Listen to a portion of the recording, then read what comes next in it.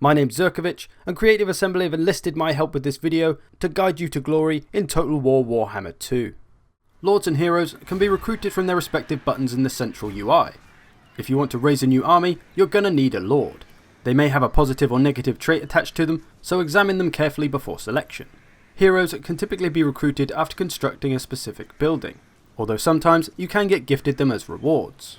Lords and heroes both have recruitment and upkeep costs, so make sure you can afford them. Lords and heroes can be leveled up with experience. The level is shown here, and it tells you how much experience they need for the next level. Experience is gained through battles and actions on the campaign map. The character details section is where you'll find all the important information about your lord or hero.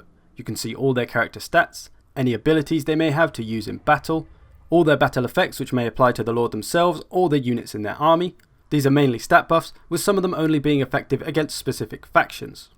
And then you have campaign effects, which are applied to your army moving around the campaign map, such as buffs to the public order or income. Your characters will also be able to make use of any equipment that you find throughout your campaign, including weapons, armor, and talismans. These can again provide boosts to your stats, so you can really build your character towards how you want them to play. Be aware though, any piece of equipment can only be used by one lord or hero at a time, so try to apply things to the character it makes most sense for.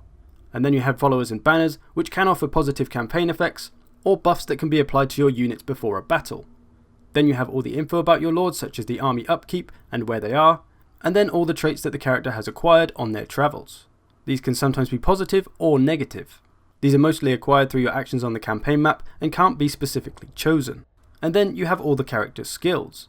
As they level up, they'll acquire skill points which can be applied to various skill trees. There's the character stats tree, which will improve the individual character themselves. There's the battle effects tree, which will improve the units in the character's army. And the campaign effects tree to give you buffs when wandering around the campaign map, as I mentioned earlier. So as an example, on Queek here, I've improved my clan rats and my storm vermin as they make up the bulk of my army at the moment, so it's what I'm going to get the most benefit from. And then I've also given Queek himself a few buffs to his attack to make him a great damage dealer. I haven't buffed his defenses up in any way though, so he's not the best tank in the world. If you want to, you can build your characters for a specific role, whether it be tank, DPS, or a diplomat on the campaign map. Heroes work in very much the same way. They're leveled up through actions, have battle effects and campaign effects, and can have all sorts of equipment equipped to them.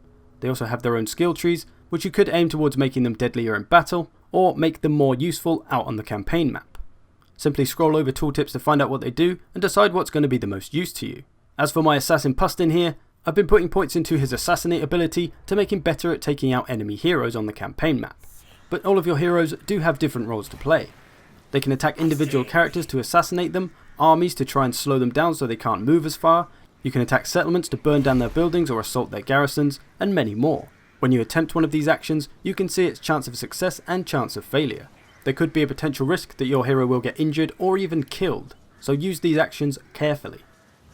When it comes down to it on the battlefield, your lord is the most important entity out there. Their role on the battlefield is to lead your army to victory. They'll have an aura around them indicated by a blue circle, and any of your friendly units caught inside this circle will get a buff to their leadership to help keep them in the fight a bit longer. And leadership is really the key trait of your lord. If your lord should die or rout from the battlefield, your entire army will take a pretty big hit to their leadership, meaning they may not stick around on the battlefield for too much longer.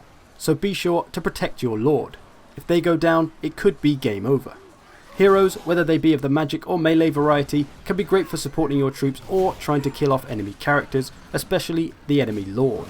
So careful and well-timed application of your lords and heroes throughout the campaign and in battle is very important.